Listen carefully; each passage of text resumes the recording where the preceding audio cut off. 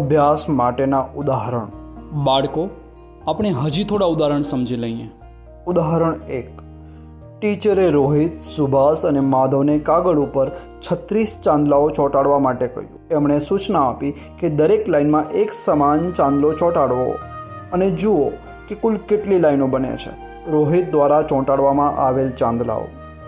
રોહિતે કહ્યું, દરેક લાઇનમાં 6 ચાંદલાઓ ચોંટાડ્યા છે, તો કુલ 6 લાઈનો બની છે. એટલે કે 36 ભાગ્યા 6 બરાબર 6. મતલબ કે એક પણ ચાંદલો નથી બચ્યો. સુભાષ દ્વારા ચોંટાડવામાં આવેલ ચાંદલાઓ.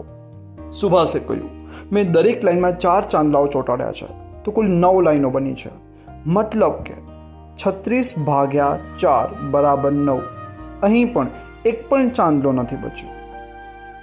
માધવ દ્વારા ચોંટાડવામાં આવેલ ચાંદલાઓ. માધવે કહ્યું કે મેં દરેક લાઈનમાં 5 ચાંદલાઓ ચોંટાડ્યા છે, તો કુલ 7 લાઈનો બની છે અને એક ચાંદલો બચ્યો છે. હવે તમે દરેક લાઈનમાં 8, એ રીતે 36 ચાંદલાઓ ચોંટાડવાની કોશિશ કરો. આપણે એક લાઈનમાં 8 ચાંદલાઓ ચોડ્યા તો 4 લાઈનો બની અને 4 ચાંદલાઓ બચી ગયા. ઉદાહરણ 2. દાદાજી ગોળીઓનું એક પેકેટ લાવ્યા અને રસિક, રોહન તથા રમેશને કહ્યું કે ગોળીઓને સમાન સંખ્યામાં વહેંચી લો. સૌ પ્રથમ આ ગોળીઓને ગણીએ. હું ગણું. કુલ 58 ગોળીઓ છે. શું આપણે એક એક ગોળી વહેંચી લઈએ? અરે, એવું કરવાથી તો વધુ સમય લાગશે. સૌ પ્રથમ તો આપણે 10-10 ગોળીઓ વહેંચી લઈએ. ત્રણેયમાંથી 10-10-10 અર્થાત 30 ગોળીઓ વહેંચી લઈએ. એટલે 58 બાદ 30 કરીશું તો 28 ગોળીઓ બચશે. 28 ગોળીઓ બચી છે તો દરેકને 9-9 ગોળી લેવી પડશે. 9 ગુણ્યા 3 બરાબર 27. મતલબ એક ગોળી બચશે. જુઓ, 28 બાદ 27 બરાબર એક ગોળી બચી. તેથી પ્રત્યેકને 10 વત્તા 9 બરાબર 19 ગોળીઓ મળશે અને એક ગોળી બચી છે. દાદાજી, તમે એક ગોળી લઈ લો, જેથી અમારી વચ્ચે ઝઘડા ન થાય. એકદમ સાચું. તમે લોકોએ બરોબર ભાગ કર્યું, પણ મોટી સંખ્યામાં ભાગ વખતે તરત જ પૂર્ણ કરવા ભાગાકાર કરવામાં આવે છે.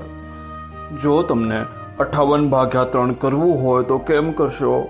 જુઓ, 58 ભાગ્ય છે તથા 3 ભાજક છે. એટલે સૌથી પહેલે 5 દશકનો ભાગાકાર કરીશું. એ માટે 3ના પાડામાં 5 હોય છે કે નહીં તે જોવું પડશે. જો નથી તો 5થી નાની સંખ્યાઓ શોધીએ. 3 ગુણ્યા 1 બરાબર 3. 3 ગુણ્યા 2 બરાબર 6. પરંતુ 6 તો 5થી મોટી સંખ્યા છે, તેથી આપણનો એક ભાગ લેવો પડશે. એટલે કે રેખાની ઉપર ભાગફળમાં 1 લગાવવો પડશે અને 5માંથી 3 બાદ કરતા 2 વધશે. હવે 8 એકમને નીચે લખીશું. જુઓ, 28 સંખ્યા બની ગઈ છે. 3ના પાડામાં 28 નથી હોતા, પરંતુ 28ની નાની નજીકની સંખ્યા 27 હોય છે. 3 ગુણ્યા 9 બરાબર 27. મતલબ કે 9 વડે ભાગી દઈશું, એટલે કે 28માંથી 27 બાદ કરી દઈશું તો 1 બચશે. માટે ભાગફળ 19 થયું અને શેષ 1 બચ્યું. આ રીતે ભાગાકાર કરવાથી મોટી સંખ્યાઓનો ભાગાકાર સરળતાથી કરી શકાય છે.